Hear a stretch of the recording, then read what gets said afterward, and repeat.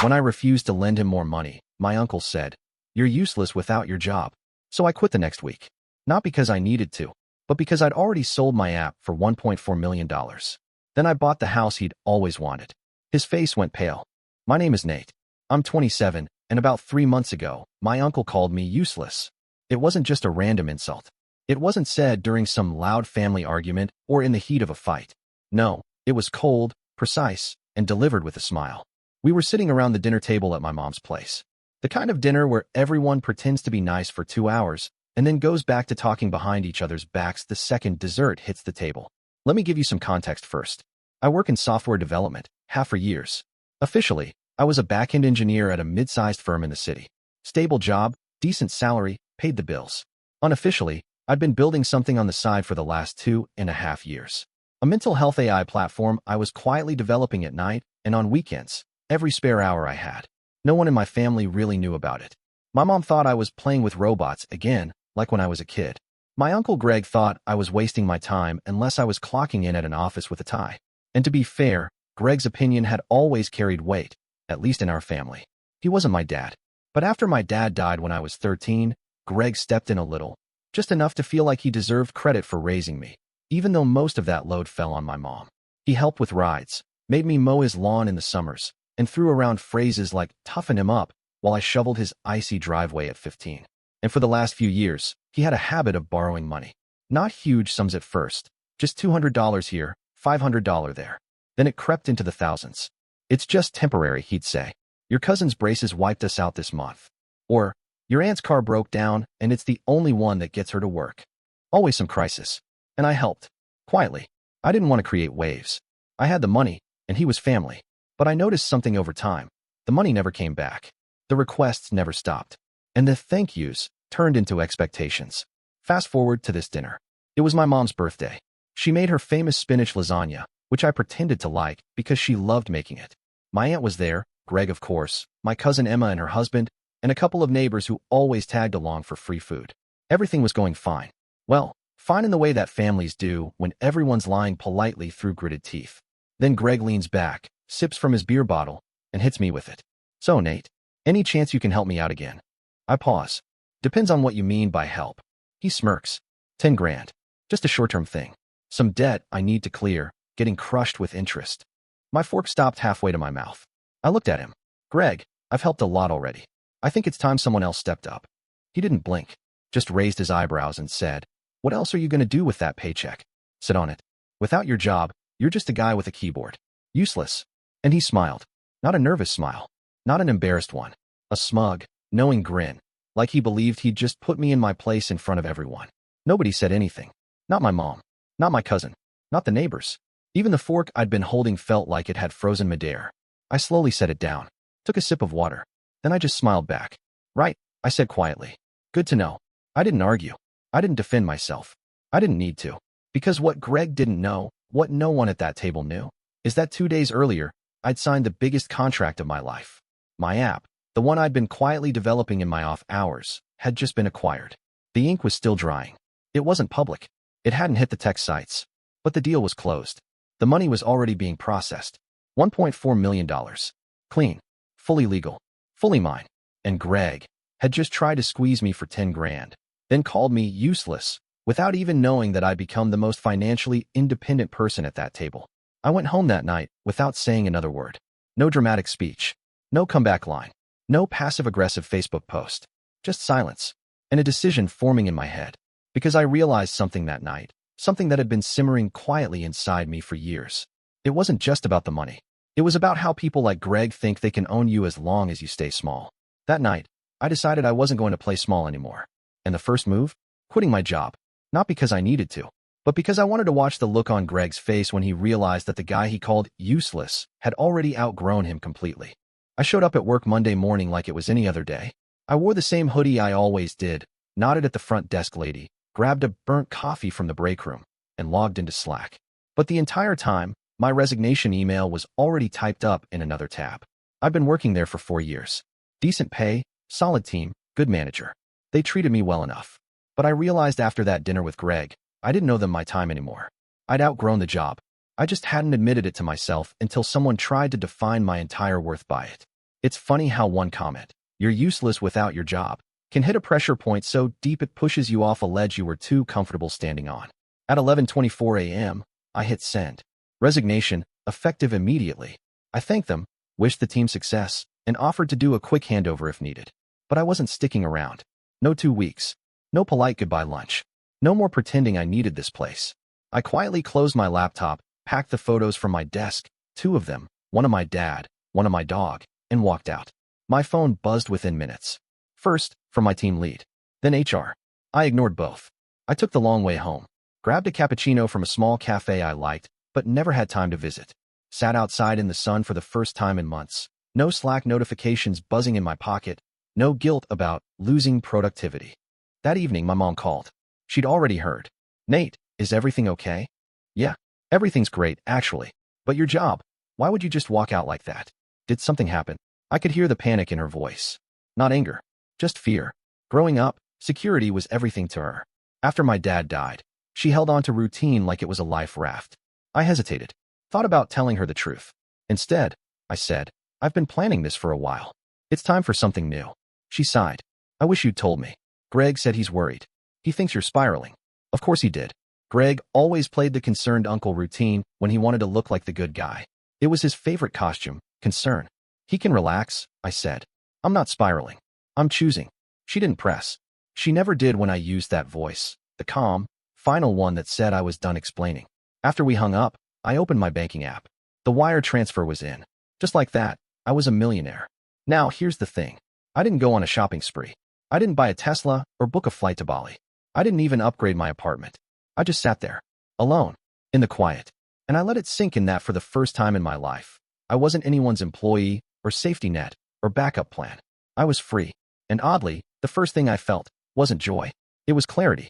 Because now, I got to choose who stayed in my life, who got access to me, who got to ask me for just a little help like it was owed. That list got very, very short. And Greg, he was the first one cut off. If you want to know how fast a rumor can spread in a family like mine, quit your job and don't explain why. By Wednesday, I had 3 missed calls from my aunt, 1 Facebook message from my cousin Emma asking if I was okay mentally, and a voicemail from Greg, delivered in his trademark mock-calm voice. "Hey kiddo, heard you walked out of your job. You good? Listen, I know things get stressful. Maybe we could talk sometime. Oh, and just circling back on that loan. I could really use the help this week." He slid that in like it was a casual afterthought. Like me possibly spiraling meant I'd be more likely to say yes. Classic Greg. I didn't reply. Instead, I did something way more satisfying. I opened up my private Google Drive folder titled Project Halo, my app's original code name, and uploaded the last round of performance data and documentation for my VC contact. That was the final post-acquisition deliverable. All done. Fully executed. And with that, I had nothing tying me to any boss, any office, or anyone who thought I owed them my success. Thursday afternoon, I got a call from a number I didn't recognize. It was from TechForward, one of the biggest industry blogs. The reporter wanted to confirm if I was, in fact, the founder of the Halo platform recently acquired by Redacted VC Group. I asked how she found me. She said my email signature had been forwarded to her by a contact who recognized the code base in the app's backend. Apparently, I'd left a few stylistic quirks in the system logs that were unmistakably mine. I didn't confirm or deny it. I just said, off the record, I'm proud of the work. But the real story isn't about money. It's about silence. She didn't get it. But that's okay. Later that evening, Greg called again. This time, it was video. I shouldn't have picked up, but I did. I was curious. He was sitting on his couch, TV in the background, a drink in his hand. He gave me this look like he was trying to mask condescension with concern. "Listen, Nate. I know you're probably feeling lost right now. I've been there. And it's okay. Quitting that job, it's emotional. You probably feel like you need to prove something. But trust me, it's not worth ruining your future over pride." I stared at the screen. Didn't say a word. "So look," he continued, "I'll make it easy. Just loan me $5,000. That's all. I'll pay it back next month, I swear. You can't just cut people off, Nate. Family's family." I smiled. "Greg," I said, "I'm not broke." He blinked, confused. "I didn't quit because I lost control," I said. "I quit because I finally had it." He tried to recover, chuckling nervously. "Okay, sure, whatever helps you sleep. But you know, this isn't how life works. You can't just drop out and expect things to fall into place. You'll come back eventually. They always do." That's when I said the thing that really shut him up. I didn't drop out, Greg. I leveled up. I just stopped inviting people like you to the next round. Then I ended the call. Blocked his number right after. A week later, my cousin Emma texted again. This time, she sounded different. Okay, did you actually build that Halo thing? Like that's yours. I just sent back a thumbs up emoji and went about my day. Because now, the game was flipped. They thought I was having a breakdown. But really, I was building my escape. And now, I was out. About 2 weeks after I quit, I stopped answering almost every family call except my mom's. I wasn't trying to ghost anyone. I just didn't want to play the same roles anymore. The helpful nephew, the quiet cousin, the guy who'd pick up the check when someone's car broke down or when Greg's business hit a rough patch. That Nate was gone. The version of me that sat quietly while Greg threw digs? Done. The version of me that kept peace by sacrificing my own boundaries? Retired. With the deal money officially sitting in a newly opened investment account, I made 3 moves. I bought a modest 2-bedroom home about an hour outside the city, private, quiet, no HOA. I got a lawyer to help me manage the IP rights for future updates to Halo. And I set up a foundation under my dad's name. The DH Initiative, a scholarship fund for underrepresented tech students. I didn't tell anyone in my family about that last one. Not yet. But things didn't stay quiet for long. It started with little whispers I picked up through group chats. Things like, Nate's acting weird lately, or he's in some kind of mood, or maybe he got fired and doesn't want to say it. Then Greg showed up at my mom's house one afternoon while I was there dropping off some paperwork. He strutted in like he owned the place, laughed loudly like he always did when he wanted to look like the fun uncle, and said something I'll never forget. He looked me up and down and said, "Heard you've been laying low. What's the matter, genius?" Reality bite back. He was fishing for a reaction, trying to prod me in front of my mom again. I didn't rise to it. I just calmly gathered my stuff and stood up to leave. That's when he hit me with the line that made me pause at the door. "You think you're better than us now? That it? You quit your job and suddenly think you're above family." I turned and looked at him. He was half smiling, arms crossed like he'd said something clever. I said, "I think I've finally stopped letting people define what family owes me." He laughed and rolled his eyes. "Oh, come on. Don't act like you're some kind of enlightened monk now. You'll come crawling back when the money dries up." That's the moment I realized something. Greg didn't actually want help. He wanted power. He didn't need the loan. He needed to keep me needing him, even if it was fake.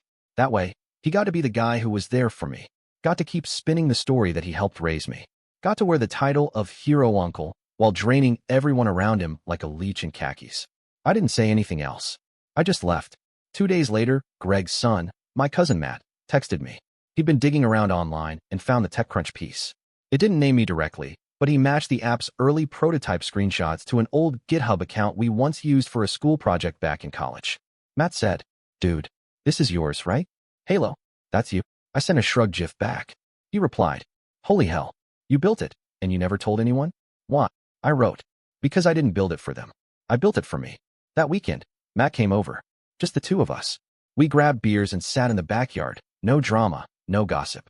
He looked at me and said, "You know they're all gonna lose their minds when they realize how much you're worth now." I just nodded. "I'm not hiding it," I said. "I'm just choosing peace over explanation."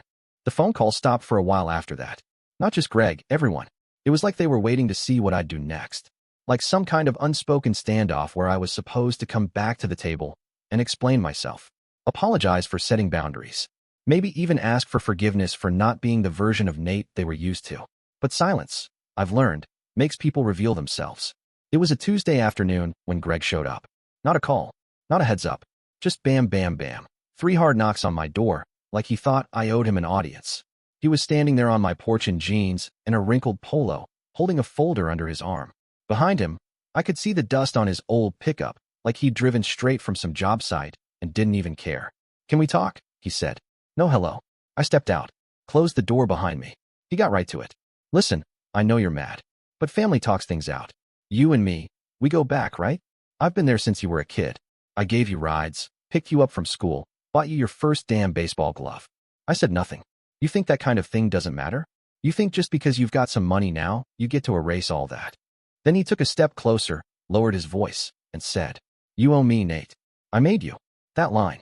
That was the moment I felt it, like something in my chest actually cooled off instead of heated up. Like all the years of guilt, all the quiet swallowing of slights, just stopped. I didn't yell, didn't curse. I said, "No, Greg, you didn't make me. You charged my mom rent when she was 3 months behind after Dad died. You made me mow your lawn for $10 so I could buy my own clothes. You never raised me. You used me. You used all of us. His face changed. That's not how I remember it. Of course it's not, I said. Because in your version of the story, you're the victim when people stop letting you leech off them. He took a step forward. Watch it. I didn't move. You don't scare me, Greg. Not anymore. I've outgrown this version of the family drama. And then I did something I'd been preparing for ever since the deal closed. I opened my phone, clicked a shortcut I'd saved to my home screen, and showed him the homepage of the DH initiative, the scholarship I'd built in my dad's name. Front and center, it read, Annual Full-Ride Scholarship for Low-Income Tech Students. One clause. No applicants may be related to Gregory H. in any capacity. His jaw twitched. You're petty, he muttered. You'll see. That money won't last.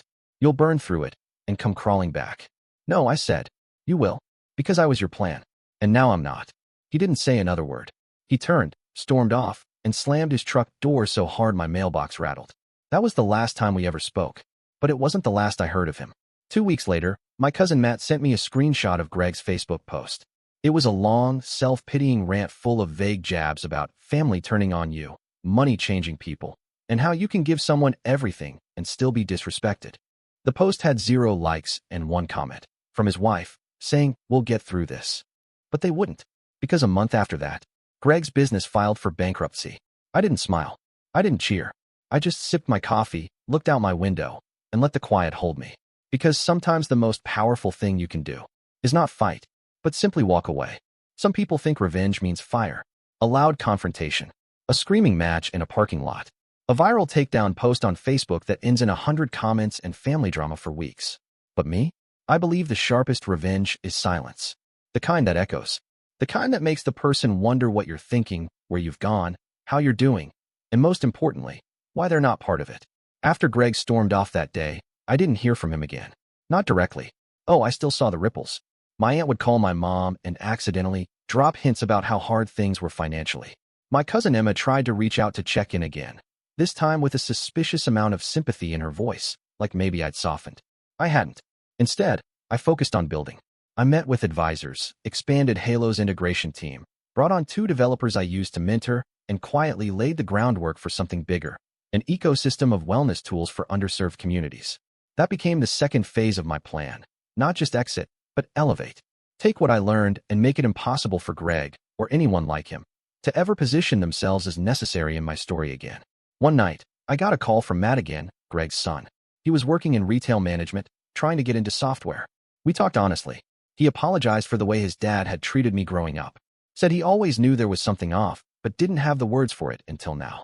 I believed him. We talked about projects. I offered to refer him to some contacts.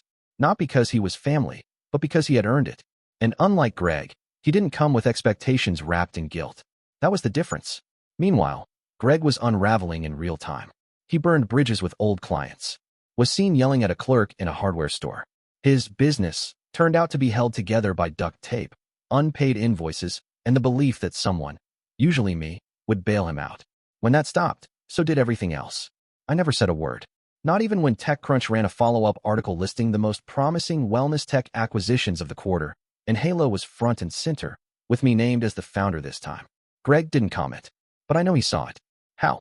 Because 2 days later, my mom told me Greg left a voicemail on her landline. Short, just 3 words. Must be nice. That was the last contact. And I think that, more than anything, broke him. Not the app, not the money, but the fact that I never once tried to prove myself to him. That I never went back. That I let him call me useless, and then build a life so far out of his reach, he couldn't even see the version of me he thought he knew anymore. I didn't slam the door. I just walked out and made sure he never had a key. Now, I live on 2 acres surrounded by woods. I wake up when I want. I code when I feel like it. And once a month, I read through the scholarship applications and quietly fund the future of kids who remind me of who I used to be. The angry ones. The quiet ones. The ones nobody expects to go anywhere. One of the essay questions? What's the biggest lie someone told you about your future? I read them all. And every time, I think about the day Greg looked me in the eye and said, "You're useless without your job." It's the last thing he ever got to say about who I was. Because after that, I let my work do the talking. And I made sure he never asked again. And that's the story. If you're still here, that means you're one of us. So go ahead, hit that subscribe button. I drop new chaos every single day. And trust me, tomorrow's story, it's even worse than this one.